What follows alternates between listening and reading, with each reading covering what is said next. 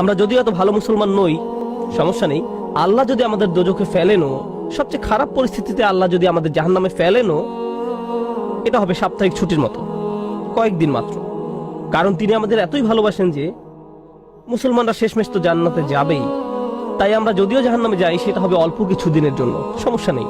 লান তামাসসানান নারু ইল্লা আইয়ামাম মা'দুদাত, গুটি কয়েকদিন ছাড়া আগুন কখনো আমাদের স্পর্শ করবে না, কিছুদিন মাত্র। ব্যাপারটা হলো, জান্নাত জাহান্নামের পূর্বে বিচার দিবস রয়েছে, যেটি একদিনের জন্য, সেটা 1000 বছর লম্বা হবে। জান্নাত বা জাহান্নাম নয়, আল্লাহর কথা অনুযায়ী শুধু বিচারের দিনটি এত লম্বা হবে। আর বিচারের দিনটি হবে মাত্র একদিনের, আর জান্নাত জাহান্নাম চিরকালের জন্য। তাই কেউ যখন বলে গুটি কয়েকদিন, তাকে এখনকার দিনের হিসেবে চিন্তা করলে তো হবে না।